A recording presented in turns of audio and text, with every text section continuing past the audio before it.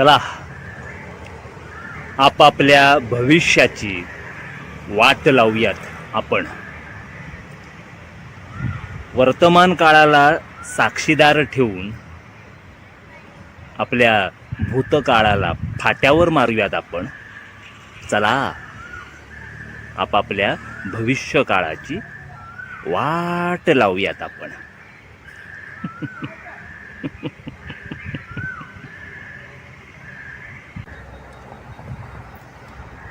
बघता बघता कधी आपलं रूपांतर माणसातून यंत्रात झालं ते आपल्यालाच कळलं नाही. कळत होतं पण वळत नव्हतं. आणि सांगणाऱ्यांचं म्हणणं आपल्या कानात खुपत होतं आणि सांगणारे डोळ्यात.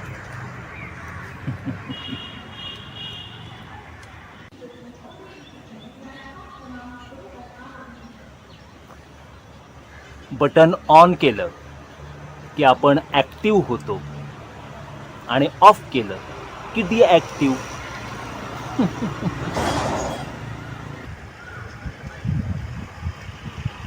यंत्राला नसतं मत त्याचं स्वतःचं.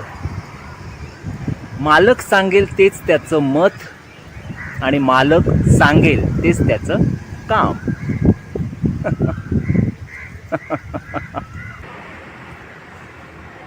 मालक सांगेल तसं राबायचं असतं यंत्राने. आणि राबता राबता बिघडल्यावर पुन्हा जर का झालंच ते दुरुस्त तर पुन्हा मालकासाठी राबून शेवटी भंगारात जायचं असतं यंत्राने.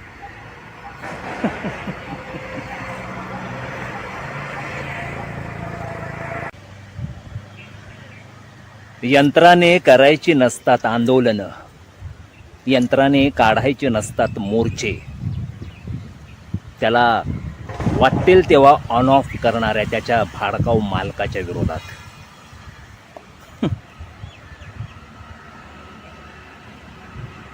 यंत्राने यंत्रासारखं राहायचं असतं.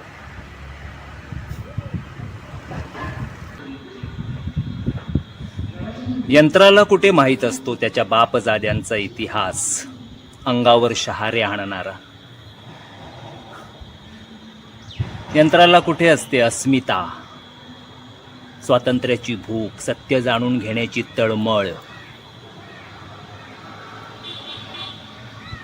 यंत्राने यंत्रासारखं राहायचं, एका जागेवर खिळल्यासारखं, मालकाच्या आज्ञेची वाट पाहत. यंत्र असतं बिंडोक, फीड केल्याप्रमाणे वागणार. आपल्याला जो ऑन ऑफ करेल त्यालाच मालक मानून त्याच्या तालावर नाचणार.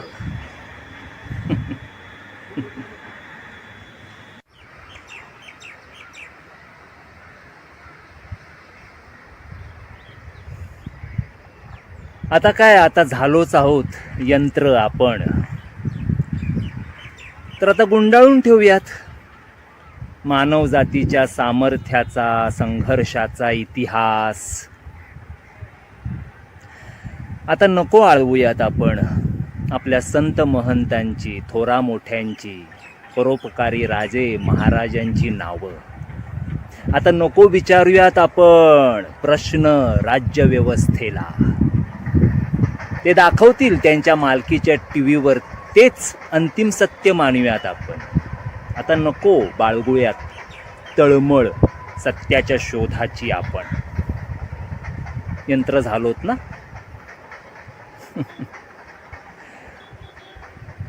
आता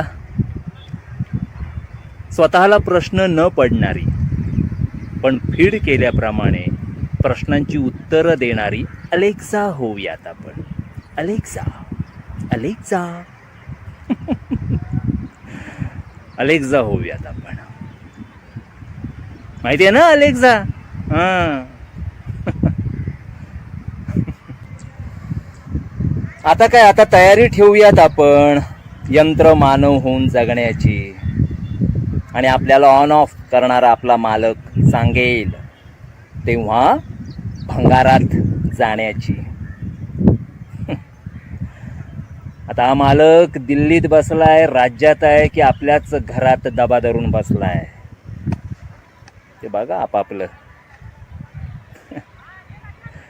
धुमधडाका पिक्चर पाहिलात? त्यात एक मजेशीर गाणं आहे आणि मजेत त्यांनी बरंच काही सांगितलंय. ते गाणं हो, हे धनाजीराव मुर्दाबाद, मालकशाही मुर्दाबाद, धनाजीराव मुर्दाबाद, मालकशाही मुर्दाबाद, धनाजी वाकडे या जरा इकडे, घालू घेराव तुम्हाला, धनाजीराव मुर्दाबाद.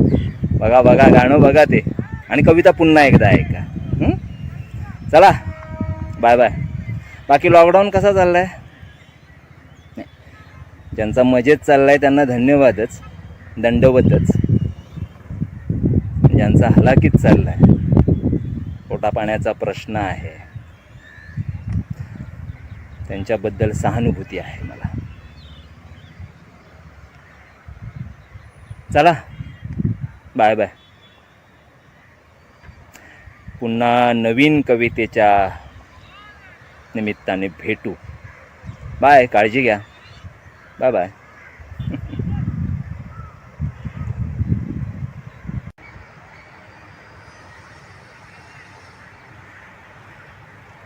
बरं झालं ना मी माझा देह तुझ्या देहात रुजवला नाही ते.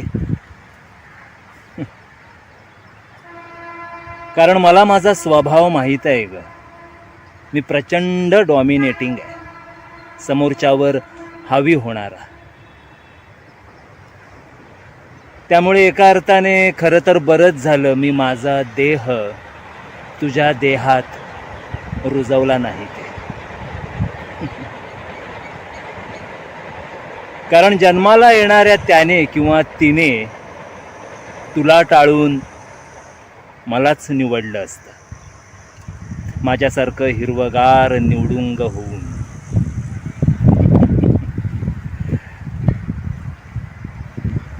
श्रावण बाळाची आई होण्याचं स्वप्न उराशी बाळगून असणाऱ्या तुला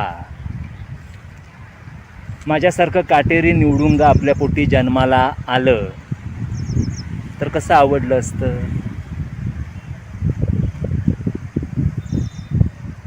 जसं आवडलं नाही माझ्या जन्मदात्या आईला, बापाला आणि माझ्या भावंडांना.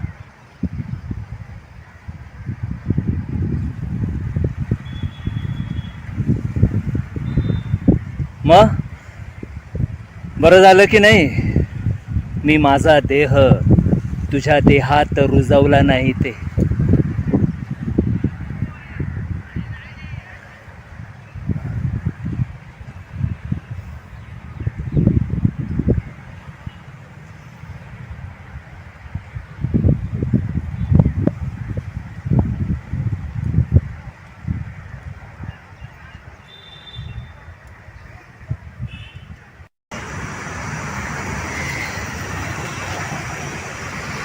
प्रत्येक जण सुधारू पाहतोय एकमेकाला, पण स्वतः मात्र कोरड्या पाषाणावर बसलेला.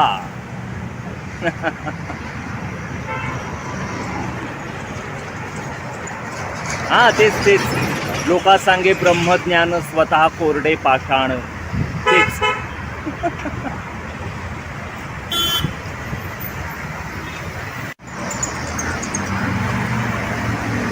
तिथे ओरबाडला जातोय चेहरा एकमेकांकडून एकमेकांचा.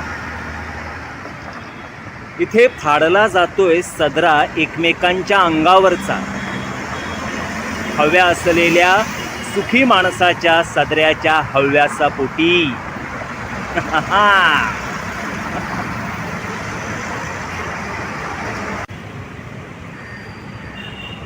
माणसांसाठी नियम की नियमांसाठी माणूस, हे कोडं उलगडत नाहीये इथे.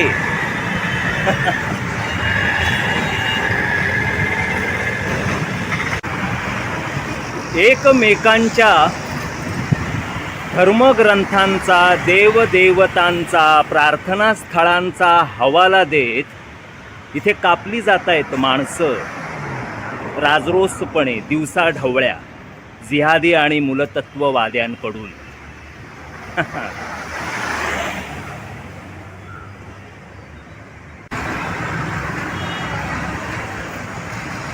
बाळा, इथे तुझ्यासारखं पाळण्यात असतानाच पढवले जात आहेत रे पाढे संस्काराच्या नावाखाली अमानुषतेचे.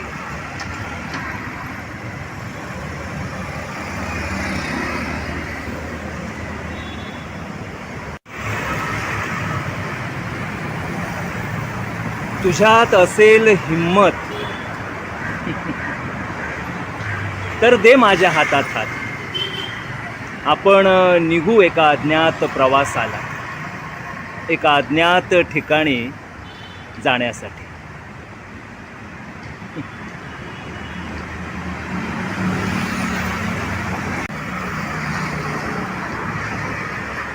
अशा ठिकाणी जिथे सूर्याच्या उगवण्याची मावळण्याची भानगड नसेल आणि त्यावर बेतलेलं कॅलेंडर नसेल. तिथल्या चंद्राच्या कलांशी आपलं काहीही घेणं देणं नसेल. तिथे शुद्ध आणि गढूळ हा वादच नसेल. त्यामुळे तिथे नसतील धर्माबिर्माच्या, जातीपातीच्या, वर्गाबिर्गाच्या कॅन्सर गाठी मानव जातीला संपवून टाकणाऱ्या.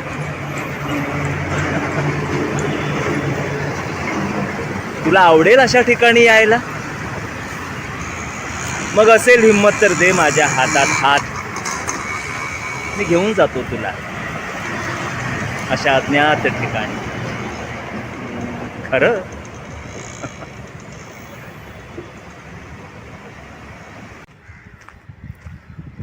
तिथे नसतील भांड राजकवी म्हणून मिरवणारे, शौर्याची व्याख्या मांडणारे. त्यामुळे लिहिल्या जाणार नाहीत शौर्यगाथा तिथे. जसा एक वाघ लिहित नाही दुसऱ्या वाघाच्या पराक्रमाविषयी. त्यामुळे वाघाचा पराक्रम, उंदराची भीती दोन्ही मातीमोल असेल तिथे. सिकंदर होऊ पाहणाऱ्या, हिटलर होऊ पाहणाऱ्या हुकुमशाही राजाचा गर्भपात होईल त्यामुळे तिथल्या तिथे. आवडेल तुला अशा ठिकाणी यायला? मग दे माझ्या हातात हात. मी घेऊन जातो तुला अशा अज्ञात प्रवासाला, अशा अज्ञात ठिकाणी जाण्यासाठी.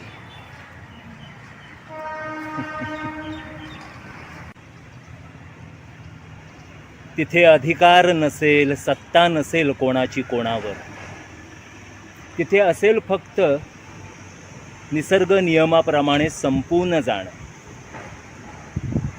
जसं एखाद्या फुलाचं उमलणं आणि सुकून जाणं.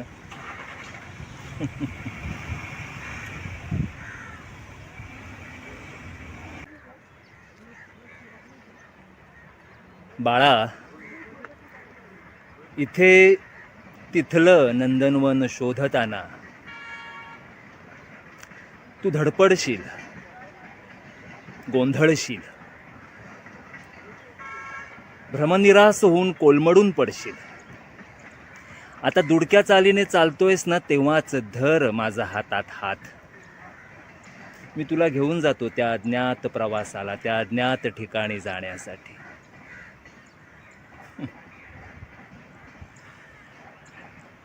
आ चल के तुझे मैं लेके चलूं एक ऐसे गगन के तले जहाँ गम भी न हो, आंसू भी न हो, बस प्यार ही प्यार पले एक ऐसे गगन के तले. येशील? Bye bye.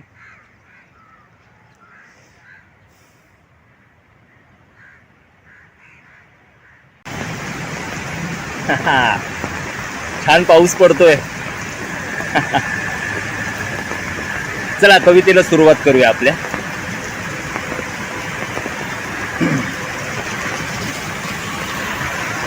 पृथ्वीवरला आपला जन्म, या इहलोकातला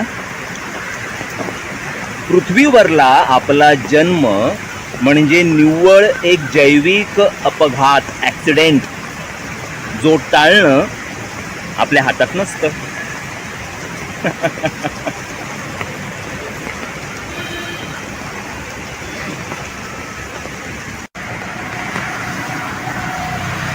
मेंदू शाबूत असेल अशा माणसाने जीवनाचा अर्थबिर्थ शोधण्याच्या भानगडीत पडूच नये,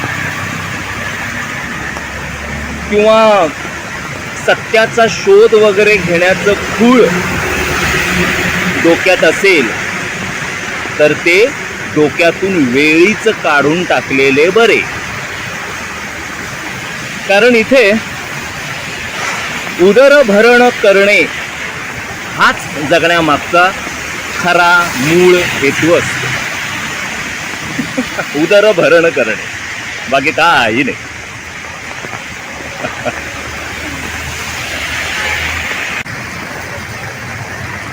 कलेसाठी कला की जीवनासाठी कला, हा वाद भरल्या पोटीच वाटतो बरा.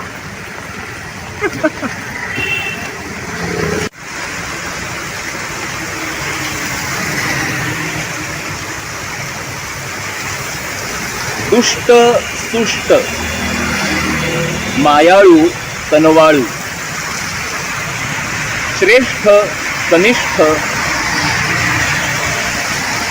संस्कृती राष्ट्र समाज स्वास्थ्य, नीती अनीती, उत्कर्ष बित्कर्ष, शब्दांचे हे खेळ सारे. सर सलामत तो पगडी 50. बाकी शब्दांचे खेळ सारे. सर सलामत तो पगडी 50.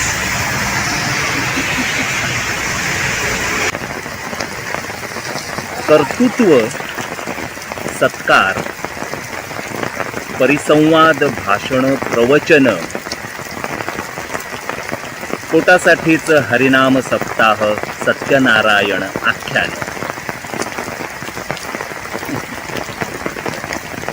हे जीवन म्हणजे उदर भरण, आधी पोटोबा मग विठोबा, याचं असू द्यावं स्मरण. बाकी सगळे शब्द छळ. म्हणून म्हटलं ना मागाशी, सर सलामत तो पगडी 50. जगण्यासाठी आधी जगणं महत्वाचं. चला बाय बाय. पाऊस एन्जॉय करा, काळजी घ्या. बाय.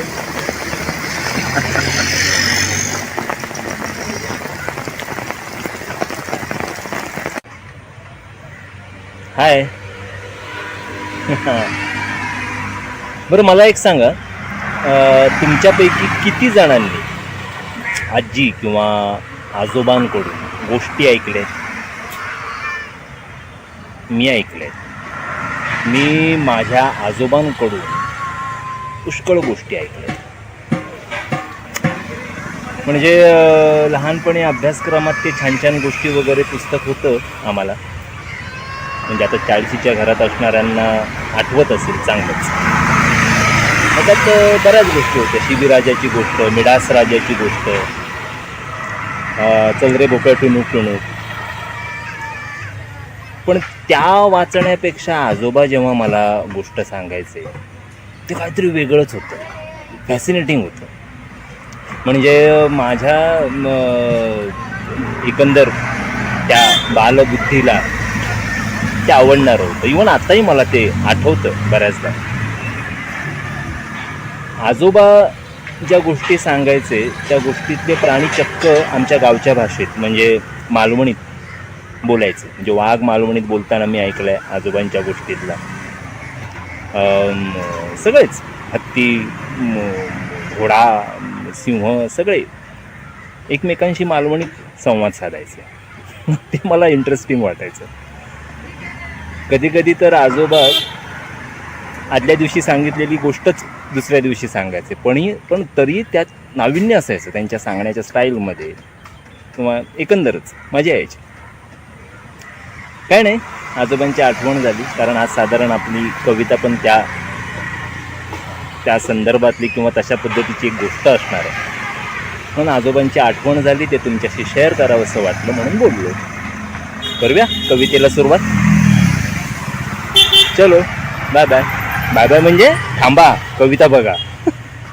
ती नेहमीची सवय झालेली आहे, एखादा मुद्दा संपला की चलो बाय बाय टाटा म्हणण्याची. चला कवितेला सुरुवात करूया. आणि एक सांगायचं म्हणजे हल्लीच्या मुलांना ते आजी आजोबांनी गोष्ट सांगणं वगैरे त्यांना काय फरकच नाही पडत. ते त्यांच्या मोबाईलमध्येच एवढे मशगूल असतात. आणि आता तर काय ऑनलाईन एज्युकेशन सुरू झाल्यामुळे हातात मोबाईल 24 तास असतो मुलांच्या. त्यामुळे आजी आजोबांनी आपल्याला गोष्ट सांगावी, त्यांच्या मांडीवर डोकं ठेवून थोडं त्यांचं ऐकावं, असं काय राहिलं नाही. आणि हल्लीच्या आज्यांनासुद्धा आपल्याला आजी म्हणून घेणं पसंत नसतं. आई म्हणायला सांगतात नातवंडांना ते. चला कवितेला सुरुवात करूया.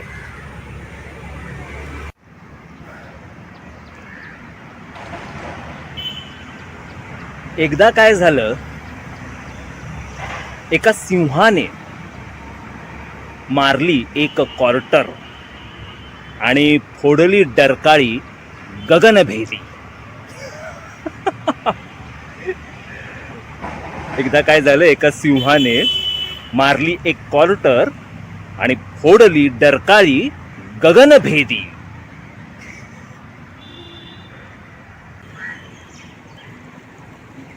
हादरून गेली प्रजा सगळी, म्हणाले प्यायलेले महाराज म्हणजे शामतच आपली.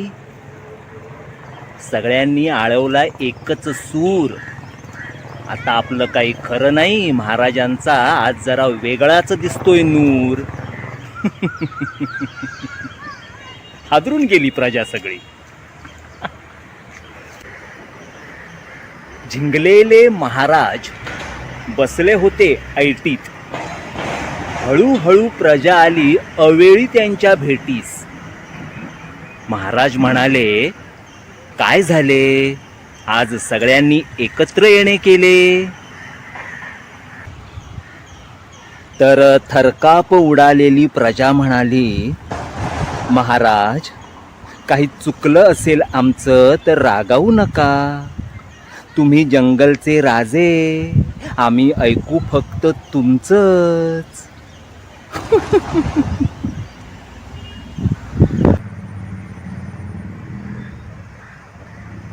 प्यायलेल्या महाराजांचा कंठ आला दाटून.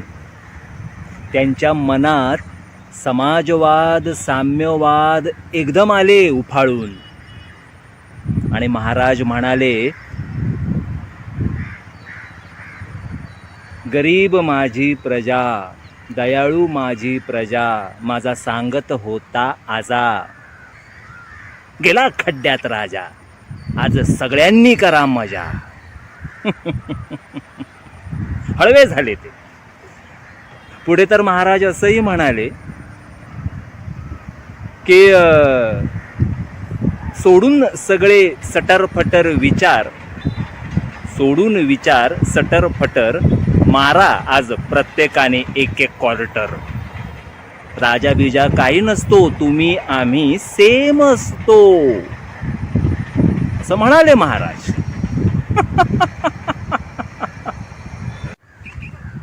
मग काय, महाराजांच्या विनंतीला मान देत वाघ, काळवीट, जिराफ, हत्ती, चित्ता, हरिण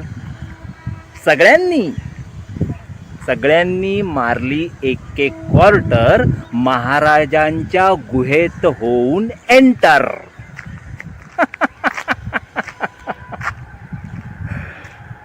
आता महाराजांनीच परमिशन दिली म्हटल्यावर काय करणार, प्रत्येकाने एक एक क्वार्टर मारली.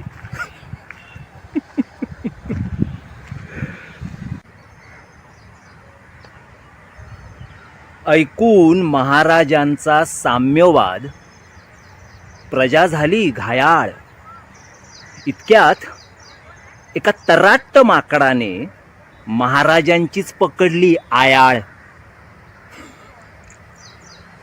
महाराज म्हणाले, बाळा काय झालं? तर माकड म्हणाले, हॅड, राजा बिजा काही नसतो, आपण सगळे सेम असतो. महाराजांना आले हसू. इतक्यात ससा काय म्हणाला माहित आहे? महाराज महाराज, मी तुमच्या पाठीवर बसू. तिकडे हरणालाही फुटलं हसू. ते कोल्ह्याला काय म्हणालं, हे चल, संधी मिळाली तर आपणही बसू.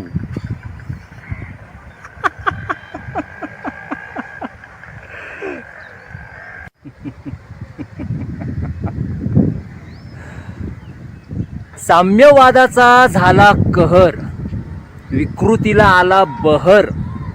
महाराजांना भरली धडकी, कारण प्रजा म्हणते, अरे हटाव, शासन म्हणजे पायाखालची फडकी. आलं का आता अंगाशी?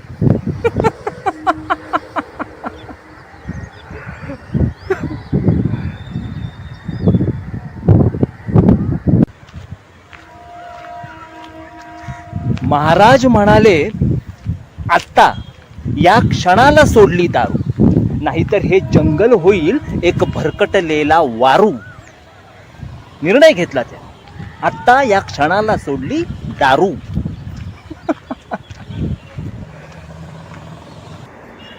महाराजांनी पुन्हा एकदा फोडली डरकाळी गगनभेदी.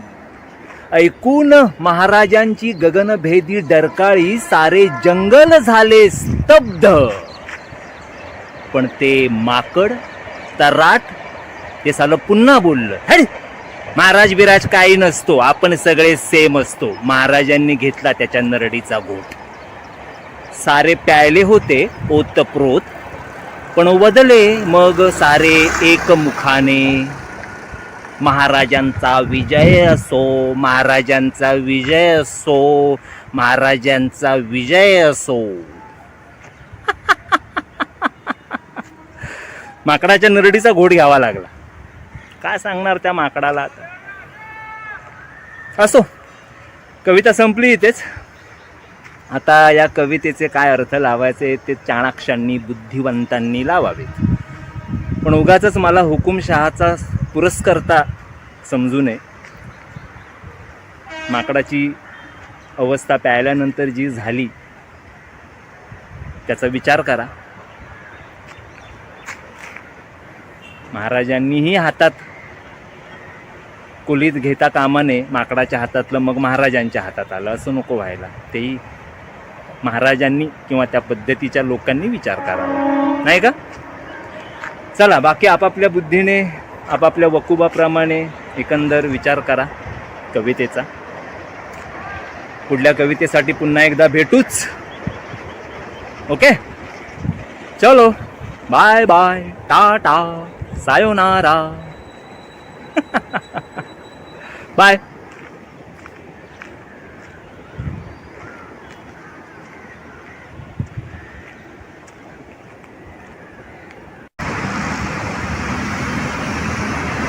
हाय, कसा वाटतोय नवीन लूक? नाही, मुद्दाम मेन्शन केलं, नाहीतर तुम्हाला वाटायचं बदली कामगार कुणी ठेवलाय की काय. मल्हार यशवंतच आहे मी.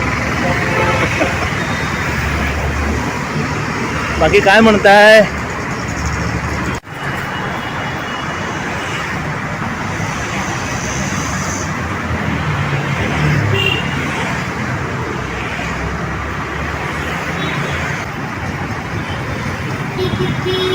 पाहिलं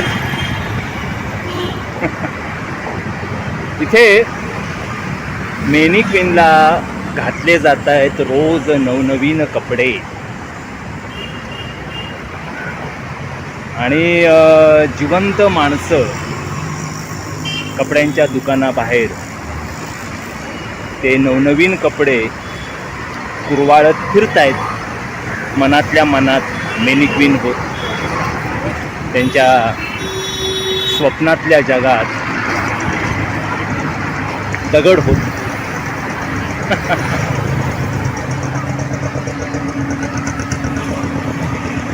चला झाली की कविता झाली. चलो बाय बाय बाय. रोज नको मोठ्या मोठ्या कविता ना, आधी छोटी कविता पुरे. बाय. हे पण लुक कसा वाटला ते कळवा. चलो बाय.